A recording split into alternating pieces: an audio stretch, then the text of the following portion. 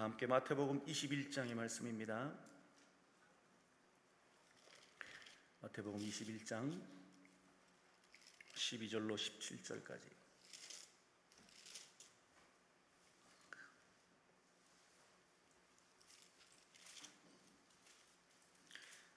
마태복음 21장 12절로 17절.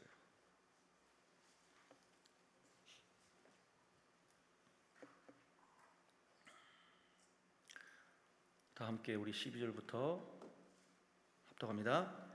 예수께서 성전에 들어가사 성전 안에서 매매하는 모든 사람들을 내쫓으시며 돈 바꾸는 사람들의 상과 비둘기 파는 사람들의 의자를 둘러 푸시고 그들에게 이르시되 기록된 바 내 집은 기도하는 집이라 일컬음을 받으리라 하였거늘 너희는 강도의 소굴을 만드는도다 하시니라. 맹인과 전원자들이 성전에서 예수께 나오매 고쳐주시니 대제사장들과 서기관들이 예수께서 하시는 이상한 일과 또 성전에서 소리질러 호산나 다윗의 자손이여 하는 어린이들을 보고 노하여 예수께 말하되 그들이 하는 말을 듣느냐. 예수께서 이르시되 그렇다.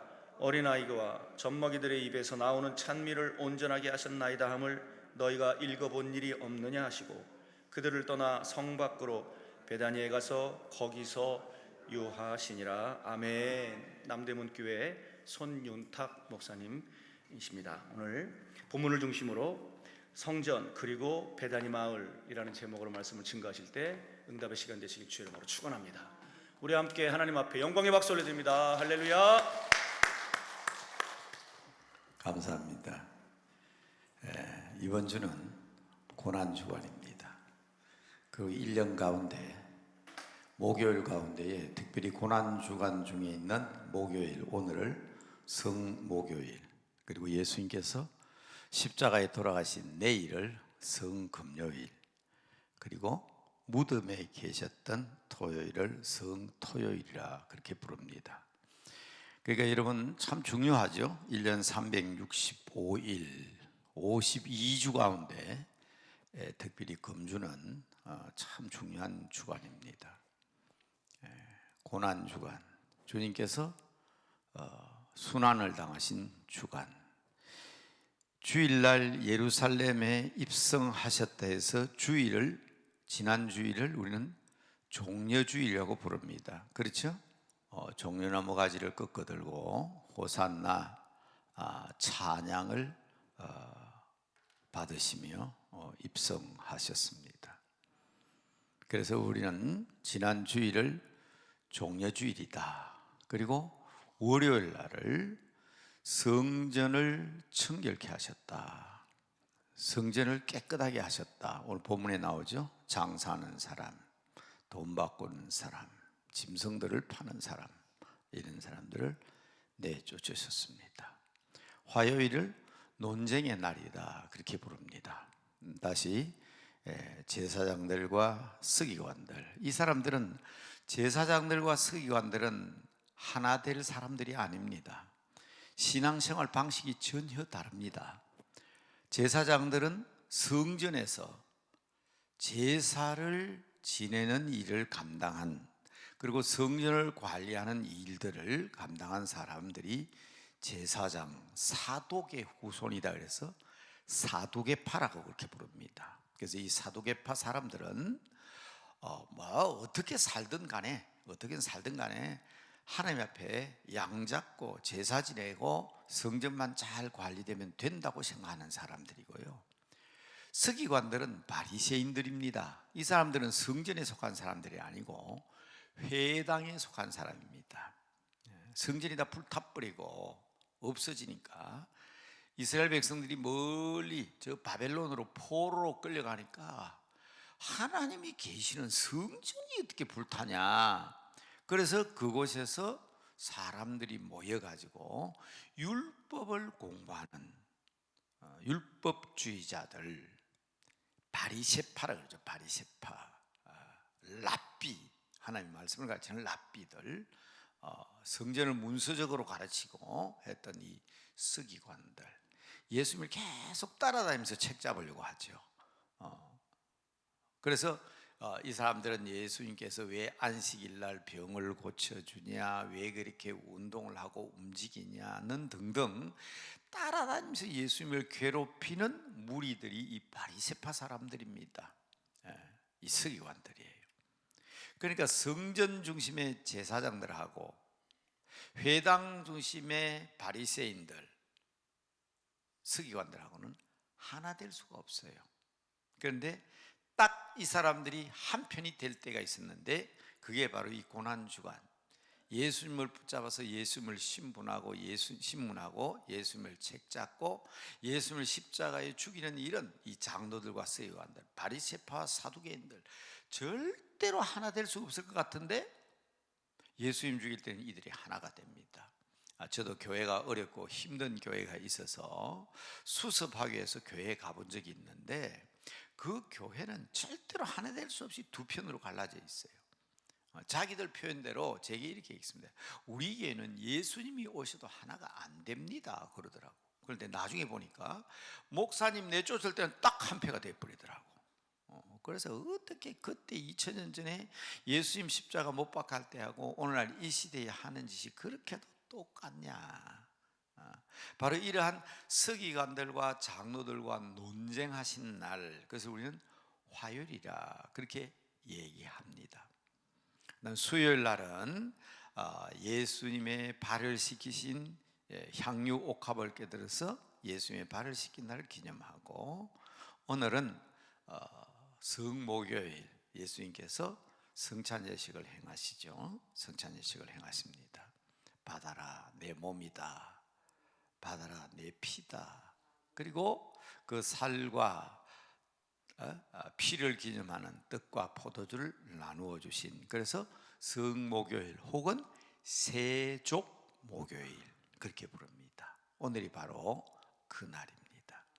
그리고 금요일은 성금요일, 예수님께서 십자가에 못 박혀 돌아가셨습니다. 9시에 십자가에 못 박히셔서 오후 3시에 운명을 하십니다. 그리고 토요일 날은 성토요일이라고도 하지만은 침묵의 날이다. 침묵의 날이다. 우리 주님께서 주님이 십자가에 돌아가시고 무덤 속에 계셨으니까, 옛날 우리 영성운동을 하는 사람은 1년에 딱 하루, 이날은 말을 하지 말자, 침묵하자, 말을 좀 적게 하자. 그래서 침묵했던. 그리고 주일날은 부활의 주일, 부활주일. 그것이 우리가 지키는 이 한 주간의 의미입니다. 그래서 오늘 여러분 읽어드린 본문은 예수님께서 예루살렘 성에 입성하셔서 성전을 청결케 하시고 논쟁하는 가운데, 그 논쟁의 주제가 뭡니까? 오늘 한번 보세요. 다시 한번 보세요. 21장 12절 13절. 자, 12절에 성전에 들어가셔서 매매하는 사람들을 내쫓으시고 성전을 청결케 하십니다. 그리고 13절에 보면 내 집은 만민이 기도하는 집이다. 너희가 왜 인간적인 강도의 소굴로 만들었느냐, 그렇게 구중하시고, 자 14일 날 어떻게 논쟁이 되는가 한번 보십시오. 맹인들과 저는 자들과 그리고 고통받는 자들에게 고쳐주셨습니다. 이것을 보고 이제 서기관들과 장로들이 가만히 안 있죠. 15절에 보면 대제사장들, 제사장들은 성전파 사람입니다. 서기관들은 회당파 사람들입니다. 사두개인과 바리새인들 이제 같이 힘을 합쳐서 예수님을 힐난합니다. 그러면서 호산나 찬양하는 자들에 대해서 오히려 분노합니다. 그때 예수님께서 이 어린 아이들의 찬양을 기뻐하신다. 그렇게 16절에 말씀하시죠. 너희가 이런 말을 읽어본 적이 없느냐. 우리 하나님은 찬양을 받으시기에 합당한 날이다. 17절까지 읽었죠. 그리고 17절에 보십시오. 예수님은 예루살렘에서 주무시지 않았습니다. 성전에 계시지 않았습니다. 아주 어렵고 힘든 마을로 가셨습니다. 그게 베다니입니다. 그래서 베다니에 가셔서 주무시고 다시 나오셔서 예루살렘에서 논쟁하시고 다시 주무실 때는 베다니로 들어가시고 이 배단위가 중요합니다. 오늘 말씀의 제목은 성전과 배단위 마을입니다. 성전과 배단위 마을. 저는 오늘 제목을 꼭 구태여 붙여서 여러분들과 직접 피부에 와닿는 말로 하나 한다면, 방금 이게 앉아 계시면 문 앞에 딱 나왔는데 어떤 자매님이 제게 그렇게 물었습니다. 믿음의 능력을 어떻게 받습니까? 두 분만 좀 시간이 있으면 넉넉하게 얘기하겠지만 강단으로 들어오는 시간이라 예 하고서 웃고 그냥 들어왔습니다. 자매님 앉아 계시죠? 오늘 말씀의 제목이 너무 똑같아서 그분은 특별히 하나님의 은혜를 받으신 것 같아요. 목사가 어떤 설교를 하고 있을지 알고 질문하신 것 같아요. 오늘 설교 제목을 구체적으로 말하면 한번 따라합시다. 잃어버린 능력의 회복. 이게 오늘 말씀의 중심 제목입니다.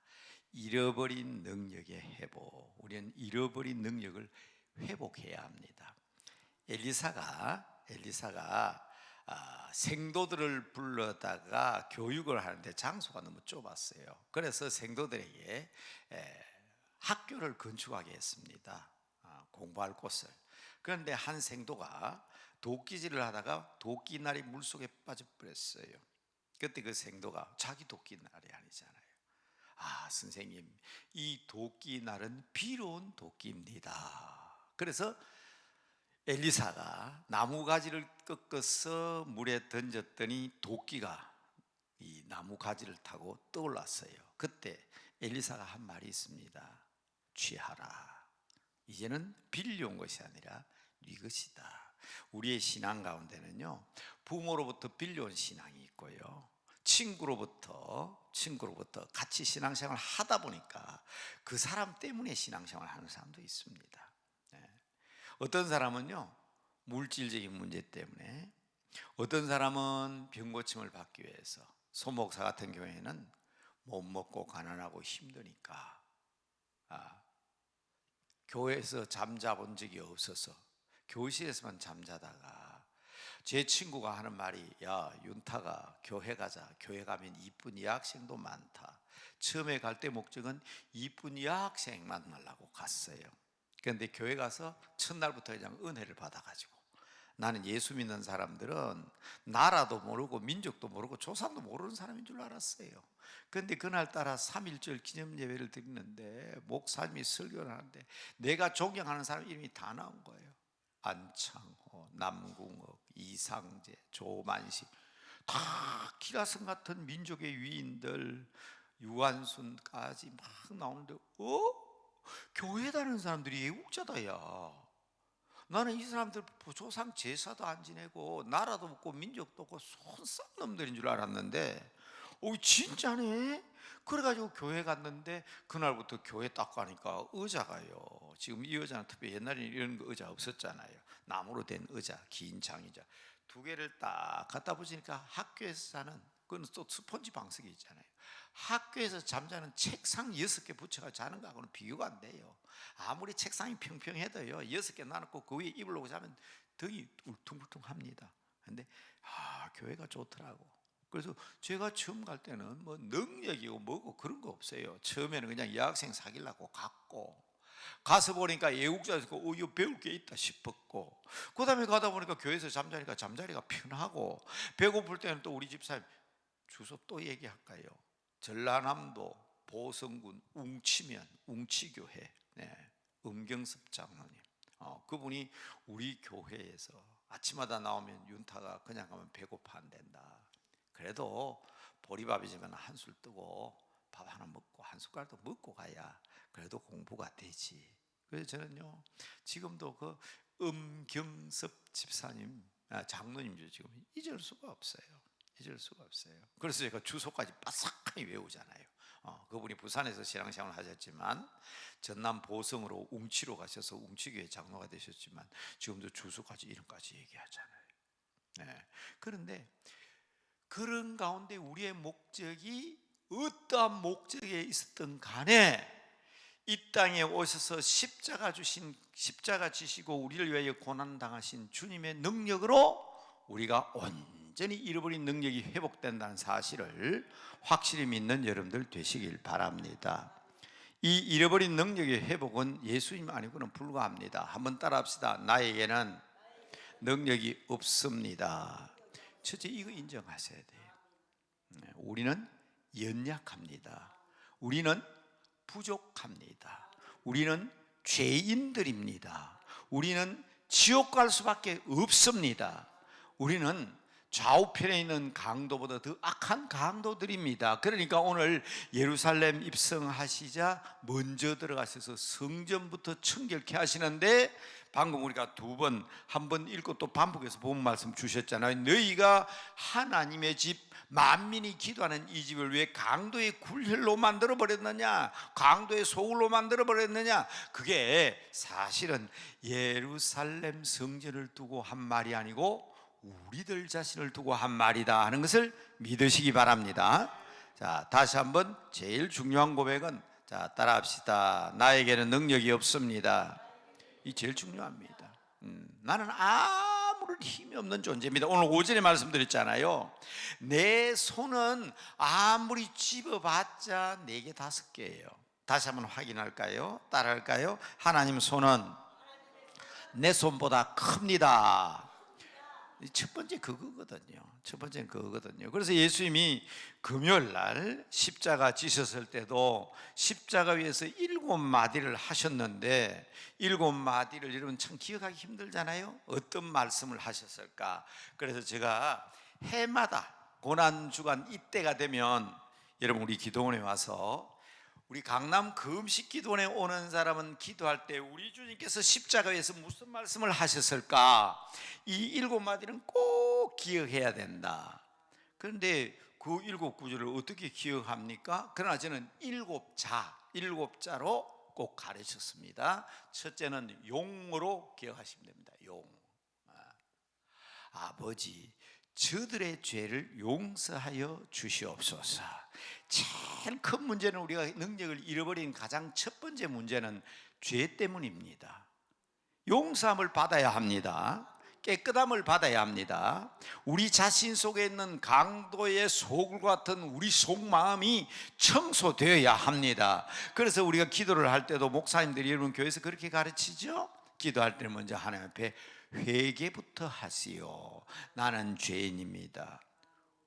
전도를 할 때도 그렇잖아요. 전도를 할 때도 맨 먼저 하는 게 너는 죄인이다. 내가 무슨 죄를 지었는데 남의 것을 도둑질했냐? 내가 사람을 죽였냐? 너그 예수죄인들은 나를 왜 자꾸 죄인이라고 하느냐? 물어봐야 합니다. 태어나서부터 지금까지 죄 없다 하는 사람은 자기를 속이는 죄를 짓고 있습니다. 이 문제가 모든 종교가 사실은 공통적으로 하는 이야기지만, 이 죄의 문제를 해결할 수 있는 방법을 가르쳐주는 종교는 없습니다. 그래서 성철 스님도 평생을 입산수도 해가지고 맑은 물에 몸 씻고 7년 동안 누워 자지도 못하고 벽을 보고 면벽 생활을 했던 그 성철 스님이 마지막 죽을 때 하는 말이 뭡니까? 나는 그때부터 지금까지는 죄 안 지었는지 모르지만 지금까지 살아오면서 내가 죄를 도저히 해결할 수 없다. 그래서 뭐라 그랬어요? 내 죄가 수미산보다 더 높아서 나는 칸이 없는 무간지옥으로 내려간다 그랬잖아요. 이 죄는 용서함을 받아야 하는 겁니다. 청결함을 받아야 하는 겁니다. 예수님만이 이 일을 해결할 수 있습니다. 그래서 목수의 요셉이 정혼한 여자 마리아가 임신했다는 소식을 듣고 가만히 끊어버리려고 했는데, 그때 천사가 나타나서 목수 요셉에게 뭐라 그랬습니까? 아들을 낳으리니 이름을 예수라 하라. 이는 저희 백성을 저희 무엇에서? 저희 죄에서 구원할 자라 그랬지 않습니까? 이 제일 중요하거든요, 신앙생활에 있어서. 그래서 요한 1서에서 얘기한 것처럼 나 죄 없다 하는 사람은 자기 속이는 죄를 더 짓고 있는 거예요. 그러니까 우리 주님께서 십자가에서 딱 처음 하신 말씀이, 아버지 저들의 죄를 용서하여 주시옵소서. 저들이 하는 일을 저들도 알지 못하나이다. 그래서 그거를 말로 다 기억하기 힘드니까 제가 이걸 용자라고 했잖아요. 용. 자, 용서함을 받으면 어떤 일이 벌어지느냐? 여러분, 사실은 그 십자가에 있는 아주 그 예수님과 함께 이 사람 복 받은 사람이에요. 어떤 사람은 오른편 강도라고 그러는데 오른편인지 왼편인지 모릅니다. 성경에는 한편 강도가 그랬다 그러잖아요. 당신이 나하고는 이럴 때 나도 좀 들어가게 해주세요 그랬잖아요. 너도 나와 함께 낙원에 있으리라. 용서함을 받은 사람은 낙원 천국에 들어간다 해서 길게 하면 딱 한자 용라. 이게 예수님이 오신 가장 중요한 목적이지 않습니까? 우리는 천국 들어갈 수 없습니다. 본래적으로 아담과 하와의 범죄 이후, 선악과 범죄 이후에 우리는 능력을 다 잃어버렸습니다. 우리는 죄악과 욕심과 더러움으로 가득 차 있습니다. 불교에서는 우리 사람 몸을 똥 오줌으로 가득 찬 더러운 그릇이라고 하는데, 그 가운데 특히 여자들을, 불교는요 남존여비 사상이 있습니다. 여자는 성불하지 못합니다. 남자만 할 수 있어요. 그래서 여자들이요 모여가지고 우리도 좀 성불하게 해달라 그랬습니다. 그래서 대답을 했습니다. 여자도 성불할 수 있다. 어떻게 하면? 죽어서 다시 남자로 태어나면 그랬어요. 그 이유가 뭐냐 물었더니 똥 오줌으로 가득 찬 더러운 그릇이기 때문이다 그랬어요. 그래서 나는 숙색 바지 있잖아요. 4월 초팔에 되면 온통 그 옷을 입고 돌아다니면 나는 그 사람도 보면서 나는 똥 오줌으로 가득 찬 더러운 그릇입니다 하고 고백하고 다니는 것 같아서, 아이고 참 안 됐다. 용서함을 받아야 되는데, 그 죄로부터 용서함을 받고 천국 갈 수 있는, 기쁨을 누릴 수 있는 하나님 나라에 갈 수 있어야 되는데, 그러나 우리 주님께서 오신 것은 우리의 죄를 용서하시고 천국으로 인도하실 뿐 아니라 이 세상 살아가면서도 인간의 도리를 다하는, 사람의 역할을 다하는, 그래서 우리 주님께서 십자가 위에서 숨이 끊어지는 그 시간까지도 중요한 말씀을 하셨는데, 여자여 보소서 아들이니이다. 요한보고 보라 내 어머니다 해서 인간적인, 예수님께서 마지막 그 순간까지도 인간의 도리, 인간의 윤리, 사람의 윤리를 회복시키는 귀한 명령을 하시죠. 여러분, 맞습니다. 우리 기독교는, 모든 종교는 착하게 살아야 하지만 기독교는 맨날 그냥 죄인들만 얘기하고 죄를 지어도 구원받는다 하고 천국 간다 하고, 그 기독교는 제가 처음에 들었던 게 그거 아닙니까? 예수 믿지 않는 사람 모릅니다. 들어본 적이 없으니까 그저 이거 얘기를 하고, 아이고 그들은 그냥 조상도 모르고 부모도 모르고 가족도 모르고. 아닙니다. 우리 기독교는 훨씬 더 인간적입니다. 여러분, 기독교 효보다 더 강력하게 효를 얘기하는 종교가 있습니까? 어느 종교가 내 부모를 거역하면 그를 돌로 쳐 죽이라, 이런 종교가 어디에 있습니까? 그런 종교가 다른 종교에 있습니까? 부모에게 명령 거지간다고 돌로 쳐 죽이라 했습니까? 우리 기독교는 아니에요. 이 효가 강조됩니다. 기독교만큼 효가 강조되고 기독교만큼 부모와 가족 관계를 강조하는 게 없습니다. 심지어 뭐라 그랬지요? 내 부모, 내 형제 믿는다 하면서 자기 형제를 돌보지 않는 자는 믿음을 배반한 자요 믿지 않는 자보다 더 악함이라고 그랬거든요. 우리 믿는 사람들은 세상 사람들보다 더 도덕적이고 윤리적이고 바르게 살아야 되는 줄로 믿으시기 바랍니다. 자칫 잘못하면 우리 기독교는요 은혜만 강조하거든. 하나님 주시는 은혜로 구원받았고 주님 주시는 은혜로 구원받았고, 그것만 얘기하니까 그냥 부모도 자식도 모르는 사람으로 생각하는데, 야고보에서 얘기하는 게 그거 아닙니까? 맞습니다. 첫째는 믿음으로 구원받습니다. 그러나 믿음이 있다 하고 행함이 없으면, 기독교는 기독교만큼 윤리적이고 도덕적이고 인간적인 종교가 이 세상에는 없습니다. 그렇기 때문에 여자여 보소서 아들이니이다 하는 내용이 단순한 내용 같지만은, 우리 주님께서 마지막 십자가에서 달려서 기도하면서 우리 모두에게도 똑같이 예수님을 닮아, 따라합시다. 예수님을 닮아. 중요합니다. 예수님을 닮아. 다른 말 하겠습니다. 예수님의 인격을 닮아 하나님과 사람들 앞에 인정받는, 제가 뭐라 그랬습니까? 누구와 누구에게? 하나님과 사람들에게도 인정을 받아요. 어떤 사람은 그렇게 하면, 목사님 나는 하나님 앞에 인정만 받으면 되지 뭐 아직 그 사람들에게는 요거도 뭐도 상관이 없습니다. 그렇습니까? 성경 어디에 봐도 그런 거 없어요. 로마서 같은 경우에는 로마서 1장부터 11장까지 믿음으로 천국 간다, 믿음으로 구원받는다 강조합니다. 그러나 12장 딱 넘었으면요, 그 다음 뭐라 그럽니까?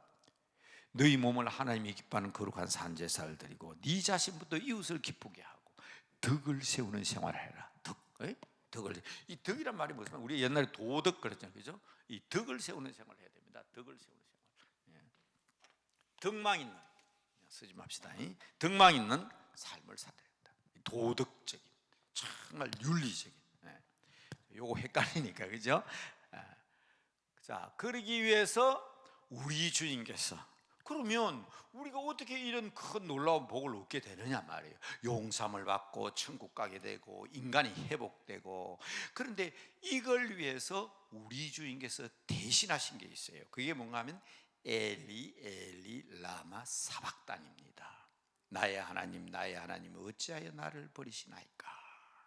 한번 따라합시다. 죄는 내가 지었으나 벌은 주님이 받으셨어요. 고백이 되시길 바랍니다. 제가 전번에 올 때 우리 형님 장례식 치르고 난 뒤에 온 적이 없죠. 아마 전번에 제가 2월 달에 왔을 때 저희 형님이 아까 오전에 얘기한 것처럼 쟁기를 잡고 중학교 가고 싶어서 학생 교복만 보면 하염없이 쳐다보는 제 형님. 저는요, 많은 선생님으로부터 교육을 받았고 많은 교수님의 지도를 받았지만 처음 미국의 디트로이트에 있는 GM사 이사이신 문 장로님이라고 오셔서, 그분이 부산 김해 출신인데 제보고 그랬어요. 손 목사님, 내가 여러 사람을 만나봤지만 돌아가셨습니다. 문기주 장로님이라는 분이에요. 자동차 부품이 약 한 3만 개 정도 되는데, 지금은 많이 다르겠죠. 자동차 부품이 한 3만 개 정도 되는데 그 중에 5천여 개 부품을 한국에서 생산하도록 그렇게 쫓아다니면서 수고하셨던 참 애국자이시고 경영가고 기업가입니다. 근데 그분이 돌아가시기 전에 제보고 그랬어요. 목사님, 나도 시골에서 자랐습니다. 정말 보리밭에 앉아서 중학교 가고 싶어서 운 적이 참 많습니다. 그러나 미국에 가서, 미국 디트로이트 DC에 있는 GM 자동차는 세계적인 자동차 회사잖아요. 이사가 돼가지고 고국을 위해서 한국에 왔다 갔다 하면서 주를 섬길 때에 하나님께서 그때 하신 말씀이, 기주야, 네가 어린 시절에 보리밭에 앉아서 우는 내 모습을 보았다. 그만 생각하면 정말 하나님의 은혜가 얼마나 고마운지, 그 얘기를 하면서 자기는 그러는데 참 이해가 안 된다. 손 목사는 더 꼴짝에서 자랐는데 매산자 안내자 산내면, 산밖에 아니고 산 안에 살은 제가 어떻게 서울에 와서, 그것도 역사 있는 교회 목사가 됐는지 생각할 때마다 참 대단한 분이라고 생각합니다. 그럴 때 제가 그 목사님에게 드린 말씀이, 나는 박사학위를 몇 개나 받고 초등학교, 중학교, 고등학교까지 가르치지만 정말 제에게는 위대한 선생님이 있습니다. 물론 예수님이지만 세상에서 위대한 선생님이 있습니다. 그게 바로 제 형님입니다. 그랬더니요, 그 디트로이트에서 비행기를 타고 와가지고 저한테 얘기도 안 하고 저희 형님에게 갔어요. 그리고 저희 형님의 손을 붙잡고, 이 시골에서 농사 짓는 거에서 동생 공부시켜놓고 지옥 가면 안 된다. 그러니까 저희 형님을 밀양에 가면 시민교회라는 교회에 있어요. 그 교회에 데리고 나서 등록을 시키고 예수를 믿게 만들었어요. 그 형님이 바로 지난달에 세상을 떠났습니다. 마지막에 그냥 3년 동안 고생을 했는데 그 마지막에 갔다가 왔다가 제가 몇 번이나 그냥 운명한다고 내려가 보니까 안 돌아가시고, 그래서 또 올라오고 또 내려가 보면 또 이제는 진짜 돼서 가보면 임종실에 말이에요, 호스피스 병실에 들어가는데 또 나오고. 그러니까 마지막에 저는 말레이시아에 있을 때 연락이 왔어요. 형님은 진짜 돌아가실 것 같다고.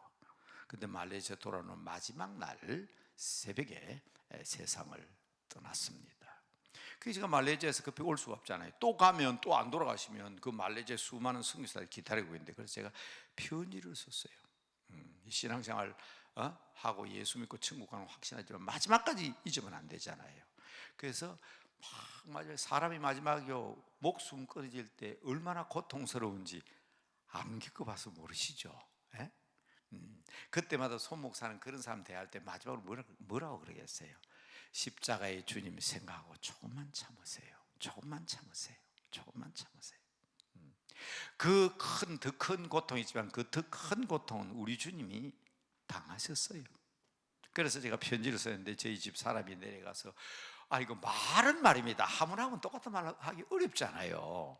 제가 편지를 써가지고 카톡으로 보냈는데 힘들어 할 때마다 저희 집사람 귀에 대고 읽어주고, 저희 진료가 형님 딸이죠. 딸이 읽어주고 우리 형수가 읽어주고, 그럴 때마다 우리 집사람이 그래요.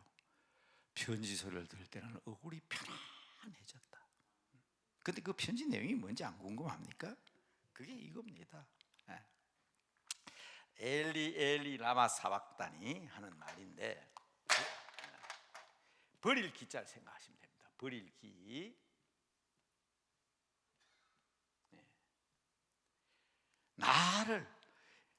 나의 하나님이 어찌하여 나를 버리시나이까.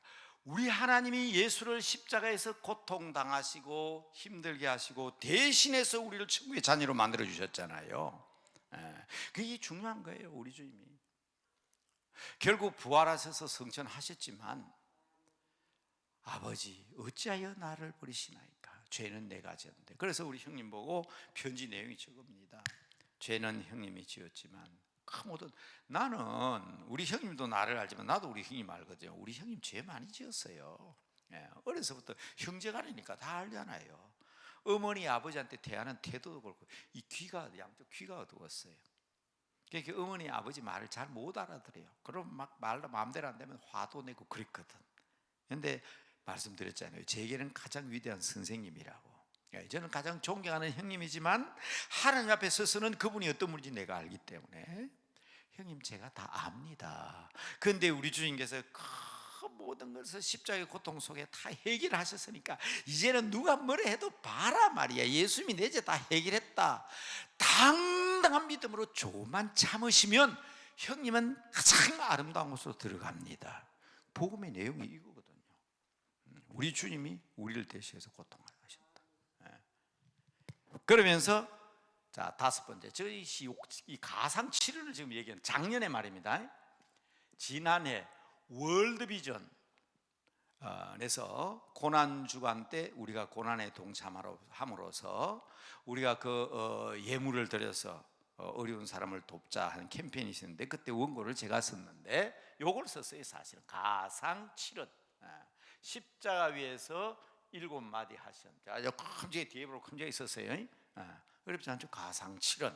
이걸 우리가 어떻게 다 외우겠어요? 근데 저는 간단하게 용납자기, 그 다음 갈, 내가 목마르다 하신 예수님입니다. 목마르다, 이 주님의 참 가장 큰 고통이죠. 갈, 내가 목마르다.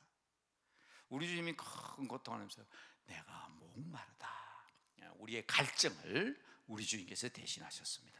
그러니까 여러분, 우리 주님의 십자가의 피를 성찬 예식을 통해서 믿음으로 마시는 여러분들, 예수님이 목말라 하셨으니 여러분들은 그 주님을 믿음으로 시원한 복을 받게 되기를 주님의 이름으로 축복합니다. 한번 따라합시다. 주님, 제가 가라나이다. 그러면 부러지죠. 그래서 제가 말씀드리잖아요. 여러분, 보통 말입니다. 보통 수도꼭지 잠궈 놓고 물 빨아도 물이 나온다 그랬잖아요. 여러분, 집에 있는 수도꼭지 꼭 잠가 놔놓고도요, 쪽쪽 빨아보세요. 물이 나와요. 그런데 그건 갈증 해소가 안 됩니다. 감질 납니다. 여러분, 예수 믿으면서 주님이 우리 대신 갈증을 느끼셨는데 이렇게 감질 나는 신앙생활을 해야 되겠어요? 수도꼭지를 팍 트는 것을 우리는 기도라고 합니다. 기도. 왜냐하면 하나님의 은혜가 저 수원지로부터 우리 집까지, 수도꼭지까지 물이 와 있다고. 수원지는 엄청난 양의 물이 수도 파이프를 타고 우리 집까지 와 있다고. 그런데 그거를 털기만 하면 마시는데, 하나님의 은혜가 내 코앞에 와 있고 하나님이 우리에게 모든 복을 주시겠노라고 저 십자가에서 제가 얘기했잖아요. 마지막 고난주간 7일 동안 일정을 말씀드렸잖아요. 성전을 청결케 하시고 장로와 제사장들과 논쟁하시고, 그리고 정말 그 여인의 옥합을 깨뜨리는 향유악법을 통해서 이를 기념하라 하면서 정말 기념할 만한 놀라운 일을 행하셨음을 말씀하시고, 우리에게 떡과 포도주를 나누어 주시고 십자가에 매달리신 그분이 죽음의 문을 여시고 부활하셔서 우리에게 능력을 주셨는데, 이 능력을 맛보지 못하고 요것만 이루어가지고 나 천국 왔다고 천국 가면요, 예수 믿는 사람들이 천국에 들어가긴 들어갔는데 제일 후회하는 게 뭔지 아세요? 아이고 내가 그때 그를 끌 그래서 천국에서 믿는 사람들이 제일 많이 하는 소리가 끌 하는 소리래요. 기도할 걸, 조금만 더 참을 걸, 조금만 더 노력할 걸, 조금만 더 기다릴 걸. 여러분, 주님께서 우리의 갈증을 해결하셨습니다. 벌컥벌컥 하나님의 은혜를 마시는 시원시원한 신앙생활을 할 수 있는 귀한 여러분들 다 되시기를 주님의 이름으로 축복합니다. 자, 그래서 다 이루었다. 이룰 성자 다 이루었다. 이제 다 이루었다. 다 이루었다. 그리고 내 영혼을 아버지 손에 부탁하나이다. 그래서 제가 이 7자로 이건 외우겠죠. 7마디 다 이러면 잘 못 외워요. 외우는데 이렇게 하면 용락, 자기, 갈성혼 이렇게 7마디는 운율도 맞아요. 푸른 하늘, 은하수, 하얀 쪽배겐 7자 돼 있잖아요. 초등학교 3학년 때 우리 선생님이 시를 쓰려고 하면 운율이 맞아야 된다고 7자 가만히 노래를 보니 전부 다 7자씩 돼 있어요. 그래서 제가 여름에 시를 하나 썼어요. 우리 형님이 어떻게 그 종이 쪽지를 보고 제만 보고 놀리는 거예요. 왕매미, 참매미, 유지매미 등이 무슨 이름 모르겠죠? 매미에 대해서 시를 썼는데 왕매미, 참매미, 유지매미 등이 이래 써야 되는 걸 이제 그 글자 맞춘다고 왕매미, 참매미, 참 띄어쓰기를 왕매미, 참 매미, 유 7자잖아요. 유지매미거든요. 지매미 등이 7호조로 한다고. 그래서 지금도 제가 잊지 않고 있어요. 난 우리 형님이 안 놀랬으면 난 그것도 잊어버렸을 거예요. 야, 연타가 너 참 시 잘 쓰더라. 어떤 시인데 왕매미, 참매미유, 지매미 등이 무슨 말 하나도 모르잖아요. 근데 나는 알거든. 왠가하면 왕매미, 참매미, 유지매미 등이 이가 7호조로 맞춰놓은 거예요. 근데 우리 한국 사람들은요, 푸른 하늘, 은하수, 하얀 쪽이 7호조잖아요. 그 운율이 잘 맞아요. 그게 7자잖아요. 외우기 쉽잖아요. 용락, 자기, 갈성원. 제가 희한한 경험도 다 했죠. 어린 아이 때부터. 그래서 그런 면에는요, 우리 형님이 초등학교밖에 졸업 못했지만 제 기억과 제 추억에는 또 돌아가신 지 한 달밖에 안 되니까 자꾸 미안합니다. 여러분 앞에는 그 형님이 그리워서 자꾸 거기다 자꾸 제가 갖다 붙이는데요. 그러나 여러분, 이 7호조는 7자로 된 것은 기억하기 좋습니다.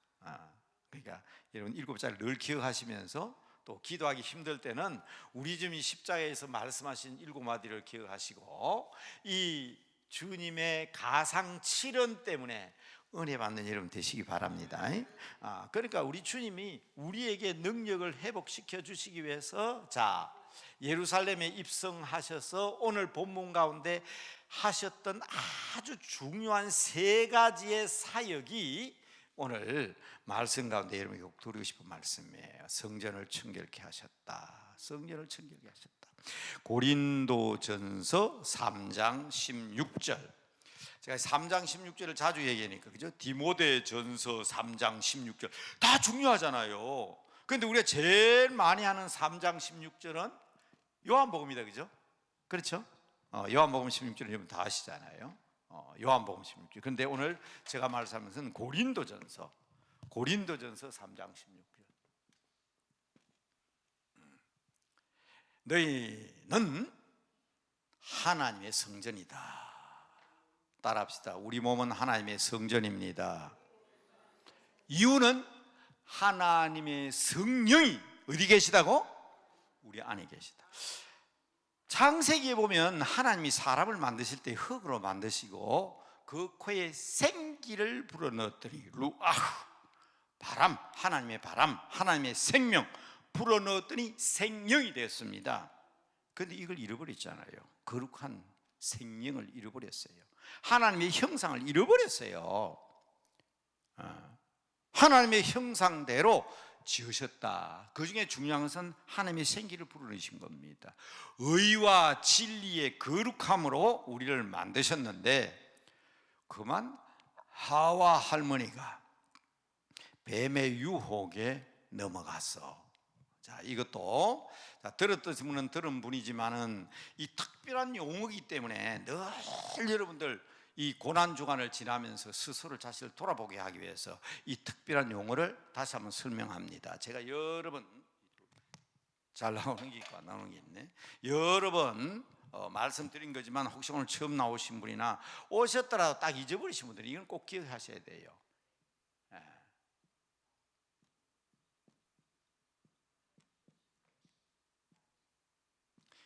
무슨 말인가 하면 나르시시즘입니다. 우리말로는 시를 두 번 하지 않고 나르시시즘이지만 그냥 나르시즘이라고 합니다.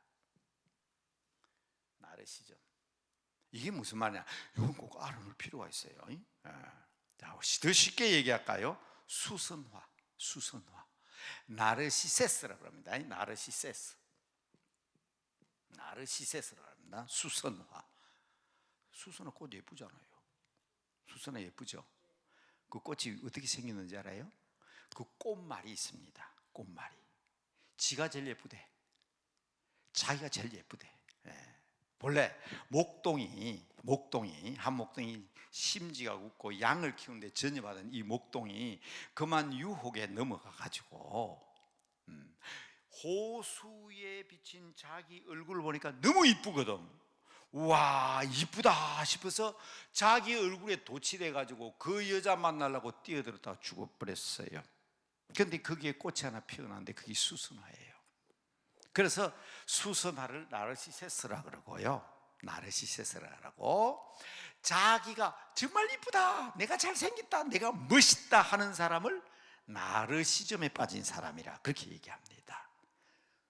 더 쉬운 말로 할까요? 자기 만족.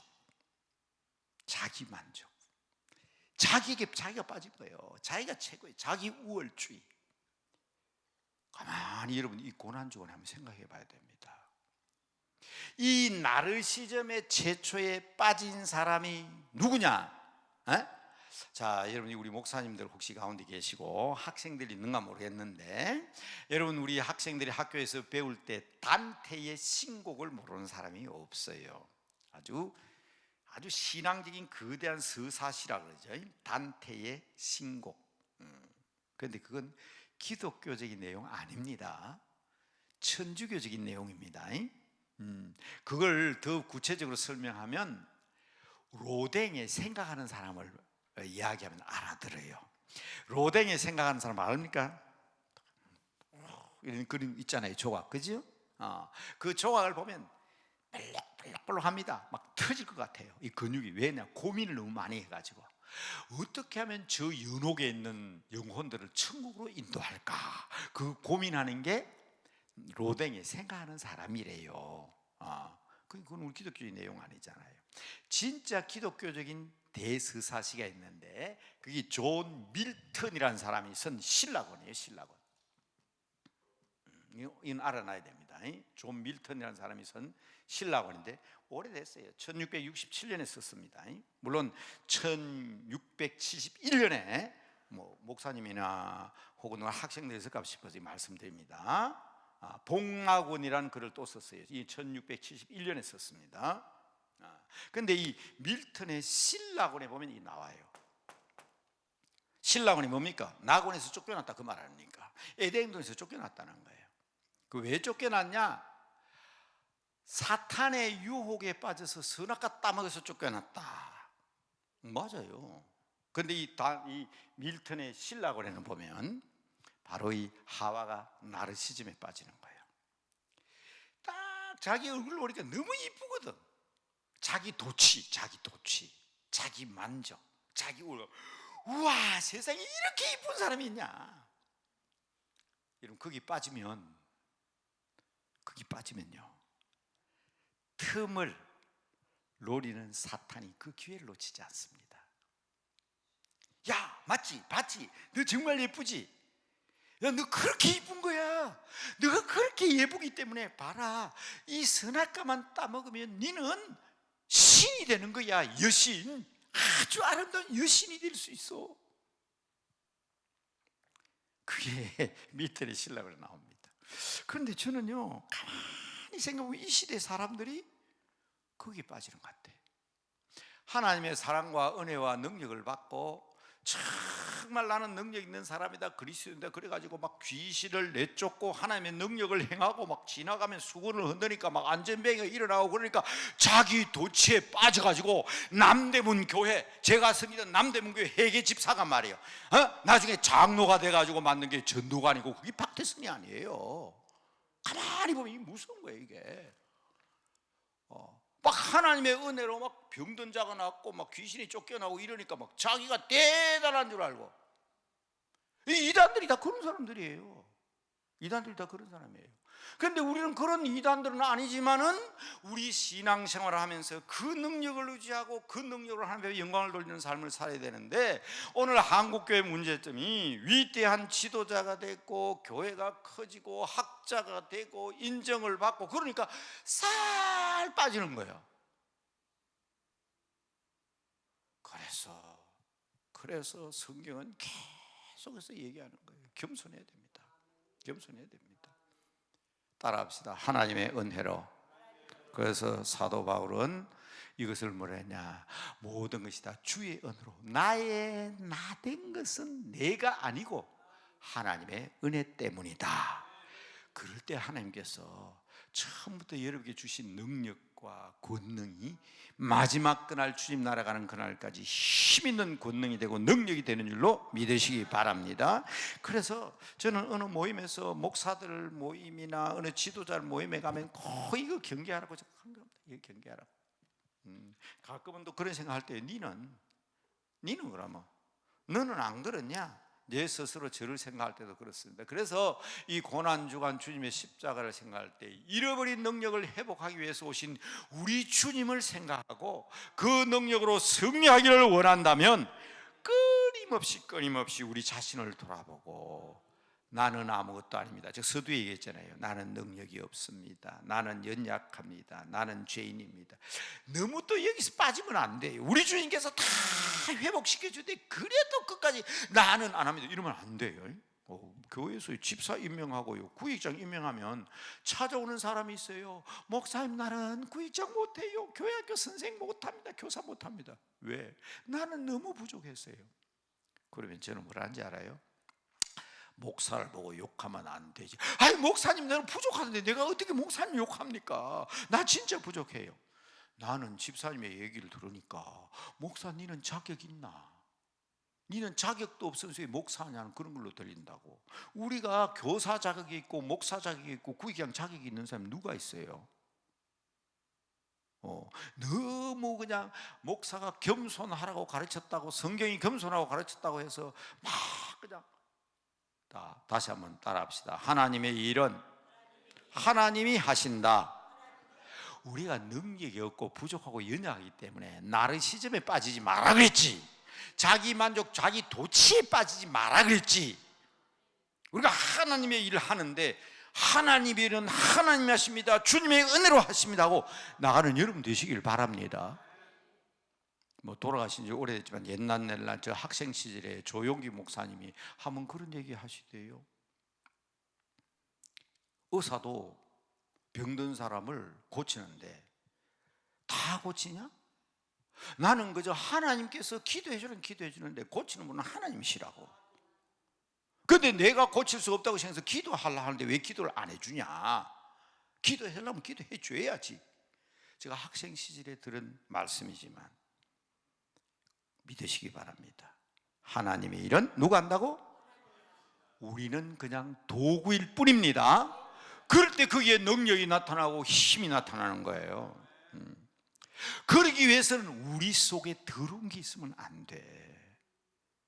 욕심이 있으면 안 돼요. 그걸 지금 주님은 채찍을 가야 성전을 둘러 엎으시면서 내 집을 강도의 소굴로 만들었다고 하는데, 보세요, 중요한 것은 너희 몸이 하나님의 성전인 것과 내 안에 성령님이 계시기 때문에 이 성령님을 무시하지 말고 성령님께 맡기는 여러분들이 되시면 능력이 나타납니다. 제가 늘 설교 맨 마지막 부분에 말씀드렸는데 오늘 미리 말씀드립니다. 엄마 아빠 모셔다 놓고 뒷방 늙은이 취급하면 엄마 아빠가 가만히 있습니까? 너희는 같이 살자 해놓고 나를 뒷방 늙은이 취급하냐? 니하고 같이 못 살겠다. 우리 주님이 오신 목적이 뭡니까? 우리와 함께하기 위해서 오셨잖아요. 그래서 우리 안에 거하시는 거 아닙니까? 그런데 성령이 모셔놓고 지 마음대로 한단 말이에요. 자기 마음대로. 성령님을 무시하니까 네가 나를 데려다 놓고 엄마 아빠라 하면서 뒷방 늙은이 취급하냐? 그처럼 말입니다. 우리가 신앙생활하면서 내 안에 계신 성령님을 무시하고 그분에게 맡기지 못하고 나의 시점에 빠져가지고 자기 마음대로 하려고 그러고 자기 고집 피우고, 그러면 내 안에 계신 성령님은 뭐예요? 내가 모시고 사는 하나님은 뭐냐고. 그러니까 우리 자신을 깨끗이 청소하고 그 안에 하나님을 모시고 사는 여러분들 되시길 바랍니다. 그럼 하나님을 인정하는 삶이 뭐냐는 거예요. 그게 오늘 두 번째 얘기하잖아요. 어린아이의 찬양을 하나님께서 기뻐하신다. 하나님께서 기뻐하는 일을 해야지. 내 안에 계신 성령님이 기뻐하는 일을 해야지. 내 안에 계신 성령님이 기뻐하는 일이 뭘까? 사도 바울은 항상 기뻐하라. 왜? 엄마 아빠 모셔놓고 할아버지 할머니 댁에서 맨날 화내고 찡그리고 짜증내고 그러면 어느 할아버지 할머니가 짜증내고 울고 그런. 여러분, 저도 손주들 좋아합니다. 여러분, 제가요 손주가 6명 7명 아닙니까? 참 이뻐요, 좋아요. 그런데 그것들이 할아버지 만날 때마다 그냥 찡그리면서 막 그냥 짜증 부리고 그러면 좋겠어요? 네? 우리 막내 손주는, 큰 아이들은 다 고등학생이지만 맨 막내는 지금 이제 2돌도 안 됐어요. 오랜만에 오니까요, 공항에서 만나고 안에 빼 하고 그냥 울면서 가니까 이러면서 안 울하더라고. 이것 봐라, 할아버지한테 안 온다. 그만 그다음부터 안아주기 싫더라고. 이쁘긴 이쁜데. 아니에요? 지가 할아버지 하고 안기고 그래야 내가 자꾸 안아주지. 그래서 항상 기뻐한 거예요. 하나님 성령 모시고 살면서 왜 짜증 부려요? 범사에 감사하라. 우리 하나님이 하시잖아요. 그리고 힘들고 어려운 일 있으면 슬퍼하지 말고 짜증 부리지 말고 불평불만하지 말고 기뻐하고 감사하면서 뭐 하라? 기도하라. 할아버지 힘들어요, 도와주세요. 엄마 아빠 힘들어요. 항상 기쁘고 즐거우면서 그래 보세요. 그런데 누가? 내 안에 하나님이 계시잖아요. 그러니까 저는 신앙생활을 어렵게 하는 이유는 딱 하나예요. 우리가 예수 믿는 그 순간 하나님은 우리의 오른손을 굳게 붙잡으시고 천국으로 인도하십니다. 이 손은 하나님 거예요. 아까 오른손이 좋다 그랬잖아요. 하나님 끌고 가십니다. 요 왼손 여기 못 돼서. 왜? 하나님은 끌고 가는데 저거 잡아야지. 저 권세, 저 물질, 저거 얼마나 힘들겠어. 하나님은 잡았다고 나는 땡겨 중간에 찌질 같은 이 신앙생활 하기 힘든 이유를 아셔야 돼요. 이 손을 탁 그냥 걷어치고 우리 주님 잡는 손을 덥석 잡고 하나님 기뻐하고 즐거워하면서 하나님 손잡고 가보세요. 얼마나 편한데, 얼마나 힘든데. 네, 여러분, 제가 평소에 자꾸 불편하게 살자 하는데 참 솔직히 말하면 전 동기는 매우 불순합니다. 왜냐하면 처음 예수 안 믿고 내 마음대로 살다가 예수 믿으려고 하니 불편하더라고. 주일마다 교회 나가야 되죠. 그 성경책 그때는 까만 성경에 빨간 거 있는 성경 아닙니까? 그 성경 가지고 다니는데 사람들 못 가봐. 여기 너가 다니는데 그것도 불편하고요. 처음에 그렇더라고요. 그러니까 이 예수 믿는 거 참 불편하구나. 그래서 제가 결심한 게 불편하다도 예수 믿어야 되겠다. 다른 사람들은 제 뒤에 불편하게 살자 그러면 와, 소 목사 참 훌륭하다. 불편하게 살자 한다. 솔직히 저는 개인적으로 동기가 좀 불순합니다. 불편하지만 그렇게 살자. 그래서 저는 불편하게 살자고 한 거예요. 저 이동희 목사님 전주 안디옥교회 그거 얼마나 훌륭한 분입니까? 우리는 불편하게 삶으로 섬겨야죠. 그거 아름다운 거예요. 근데 저는 아니에요. 저는 지금까지 40년 50년 동안 불편하게 살자는 것을 대뒤에 모토로 갖다 걸어놓고 책상 뒤에 갖다 걸어놓고 그렇게 살지만, 다른 사람 볼 때는 소 목사 참 훌륭하다지만 저는 처음 동기는 그게 아니에요. 불편하더라고. 하나님은 당기고 나는 가고 싶고, 나는 연애도 하고 싶고, 나는 그 당시 처음 예수 믿으니까 다른 사람처럼 술도 마시고 싶고, 나이트 클럽에도 가고 싶고, 친구도 사귀고 싶고, 근데 주님은 자꾸 끌고 가잖아요. 이걸 포기하고 하려니까 불편하잖아요. 그래서 저는 그걸 포기하는 상징으로 생각한 것이 불편하게 살자는 거예요. 그런데 불편한 게 그렇게 편해요. 주님 손잡고 가는 일이 그렇게 행복하고 편한 거, 그게 내 안에 계신 성령님을 기쁘게 하고 즐겁게 하는 일인 줄로 믿으시기 바랍니다. 그래서 오늘 읽어드린 본문 가운데 첫 번째 성전을 청결케 하셨다, 두 번째는 어린아이들의 찬양을 기뻐하신다, 찬송하고 기뻐하고 좋아하시던 틀림. 여러분 보세요, 저도 제 손자들이 옛날 재롱잔치 한다고 그 바쁜데 학교에 강의 나가죠, 교회 목회하지요, 정말 바쁜데 오늘 손자가 어린이집에서 재롱잔치 한다고 보라 해서 가족 기다린다 내 손자가 안 나오는 거예요. 근데 한참 손자가 나오는데 저기서도 울면서 나오는 거예요. 하고 울면서 나오는 거예요. 그런데 마칠 때까지 울고 그리고 들어가는 거예요. 아무것도 없어. 그날 한 거는 손자가 나와가지고 운 것밖에 없어.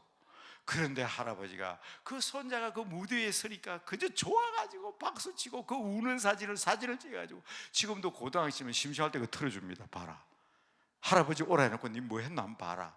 왜? 그 이쁘잖아요. 그러니까 하나님은 우리를 그렇게 기뻐하시는데, 사실 우는 것은 이쁜 모습은 아니지만은 그렇게 하나님은 우리를 기뻐하시는 분이십니다.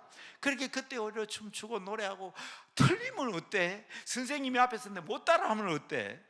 그냥 가만히, 어떤 아이 보면 가만히 서가지고 처음부터 와가지고 서가지고 이러다가 들어는 아이도 있더라고. 그래도 그 할아버지 할머니도 좋아하잖아요.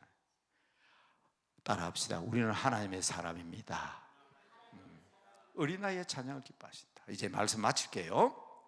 그러니까 여러분, 능력 회복하는 일을 어렵게 생각하지 마시고요, 어렵게 생각하지 말고 그분에게 맡기고 불편하다도 기뻐하고 즐거워하면 찬송하되, 자기 나리 시점에 좀 빠지지 마라. 이거 참 우리 한국교회 지도자들이나 능력 있는 사람들이 왜 그렇게 잘하다가 마지막에 변질됩니까? 그래서 저도요 가끔은 생각합니다. 이렇게 평생 동안 하나님의 은혜로 학교 선생도 잘 마쳤고, 여러분 광나루에 있는 장신대에서 20년 강의했다 하면 그래도 괜찮잖아요. 저는 전임 교수는 안 했습니다. 20년 동안 강의하는 겸임 교수지만 그래도 그게 은혜인데, 하나님의 큰 은혜잖아요. 근데 요새 가만히 생각해 보면 마지막 주님 앞에 가는 날까지 변질되지 않아야 되는데, 여러분 내가 혹시 뭐 치매가 온다거나 잘못돼 가지고 병이 들어가지고 그런 거야, 어쩌겠어요? 병인데. 근데 문제는 이 나르시즘에 빠져가지고 자기 만족, 교만, 하나님을 배신하고, 이건 없애야 되잖아요. 이건 없애야 되잖아요. 그러니까 이 참 중요한 기도 제목이에요. 그런데 영원토록 예수님께서 기뻐하시는 곳이 어디 있더냐? 성전을 떠나셔서 베다니로 들어가셨다는 거예요. 자, 이것도 여러분 이야기가 하면 1시간인데 제가 이거 갖다 놓으면 또 1시간 하거든요.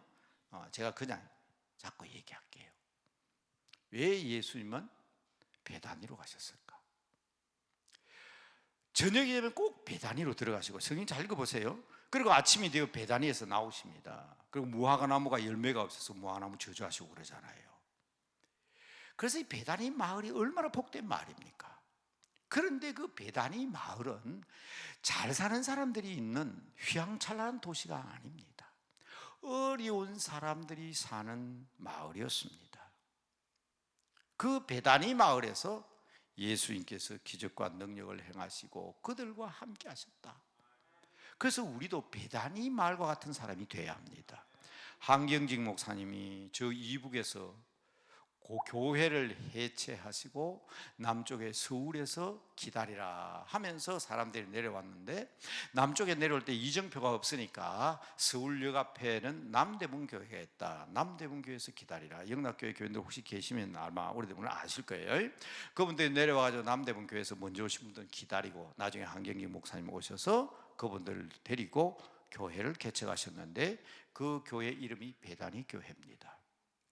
그때 서울 노회에서 교회 가입하니까 서울에 무슨 베다니가 있냐, 교회 이름은 동네 이름을 붙여야지. 그래서 그 당시에, 지금은 저동이지만 그 동네 이름이 영락동입니다. 그래서 영락교회가 된 거예요.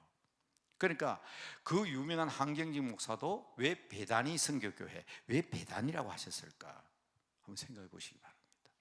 오늘 본문에 보면 마지막 12절부터 17절까지나요? 17절이죠? 17절에 예수님께서 베다니로 들어가셔서 거기에서 유하셨다 그랬잖아요.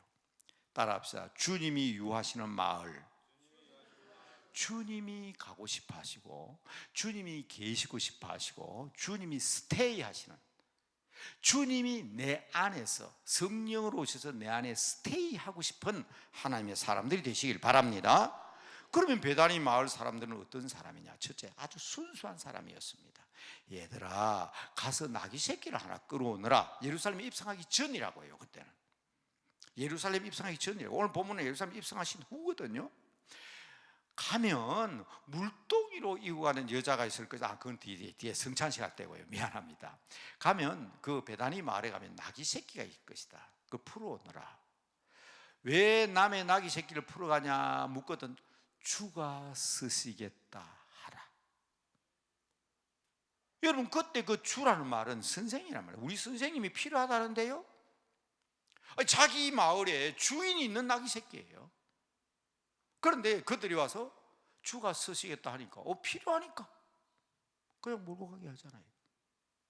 그 정도로 그분들은 누가 필요한 사람들은 몰고 가서 쓰는가 보다. 그게 베다니 사람들의 마음입니다. 여러분, 우리 주님이 쓰시겠다 할 때에 나귀 새끼처럼 쓰임받는 사람이 되시되, 주께서 쓰시겠다면 내 마음도 내 모든 것도 내어놓을 수 있는 그런 여러분들이 되시길 바랍니다. 이게 베다니 마을입니다. 베다니 마을에는 주님을 사랑하는 사람들이 살고 있었습니다. 거기에는 특별히 어떤 사람이 살고 있었냐? 삼남매가 살고 있었는데 너무 생활이 어려워가지고, 언니는 아둔해가지고 말씀을 들을 때인지 음식을 준비할 때인지 분별이 안 되는 언니가 있고, 오빠는 병이 들어가지고 죽었어요. 장사까지 지냈다가 다시 살아났어요. 그 가정에 누가 가장 역할을 합니까?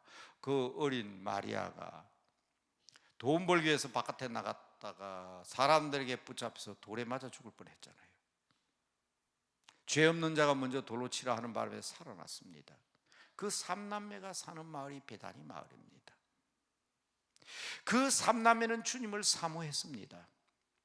주님을 사랑했습니다.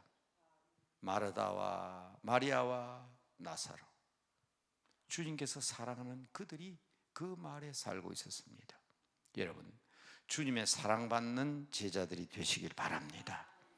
주님이 언제나 여러분들과 함께 하시고, 주님께서 사랑하시는 거로 우리도 그분을 사랑하며 그분을 사모하는 여러분들이 되시기를 주님의 이름으로 축복합니다. 그러나 더 중요한 것은 베다니 마을은 주님이 꼭 필요한 마을이었습니다.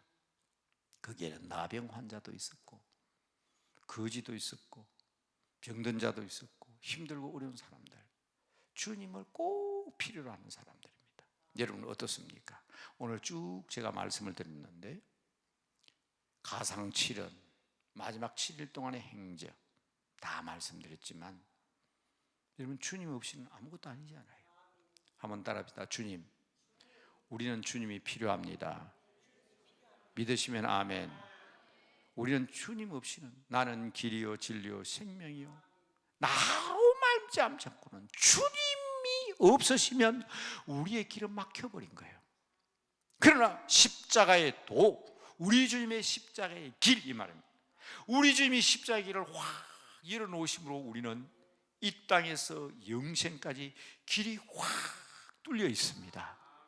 우리 한국에서 조선시대에 우리 선비들은 도학선비라 해가지고 도를 닦는다 그랬어요. 그런데 그래서 도통하는 게 최고다, 도통한 사람을 도사라고 불렀습니다. 그런데 도통한 길이 없었어요. 다 죽음의 길에 막혀 있었어요. 그런데 우리 초기의 선비들 윤치호, 안창호, 조만시, 김구 이런 수많은 사람들이 길선주 다 다른 종교를 믿고 있던 사람들입니다. 유교를 믿거나 천도교를 믿거나 불교를 믿거나 그런 사람들이었는데 그 길이 십자가의 도학 그런데 만날 도통에서 도사라고 생각했는데 우리가 도사가 아니라 불통 막다른 골목으로 가고 있었는데 십자가의 도는 확 열린 길이라는 걸 알게 된 거예요. 여러분, 우리는 이 길을 가는 사람들입니다. 자, 올 때마다 따라하라 했는데 한 번 더 따라합시다. 내가 도사다. 왜? 여러분들은 뭐한 사람들? 도통한 사람들이에요. 도통한 사람. 도는 통해야 되거든. 길은 통해야 되거든. 그러니까 우리는 도통한 사람들이에요. 주님이 없이는 이 길을 갈 수 없어요. 그러니까 우리는 주님이 꼭 필요한 사람입니다. 이제 기도하려고 하는데요, 이 고난 주간에 우리 주님께서 고난 당하시고 내일은 성금요일 그리고 침묵의 날인 토요일 부활주를 바라보면서 여러분 기도하시는데, 여러분들이 기도하실 때 기도 제목이 뭡니까? 무덤 문을 여시고 부활하신 주님께서 내 안에 계심으로 말미암아 그분으로 말미암아 능력받기를 원합니다. 도통하기를 원합니다. 천국 가기를 원합니다. 하나님, 우리에게는 주님의 능력과 사랑이 필요합니다. 필요한 분들에게, 원하는 분들에게, 갈급한 분들에게, 목마른 분들에게 우리 하나님께서 은혜 주심을 믿으신다면 두 손 높이 드시고 멀리 십자가 바라보며 우리 주님께서 우리에게 도통한 길을 열어주신 우리 주님의 사랑과 은총을 생각하며 그분의 길을 가겠노라 다짐하며 함께 기도하는 놀라운 시간이 되기를 바랍니다. 다 같이 주여 부르짖습니다. 주여!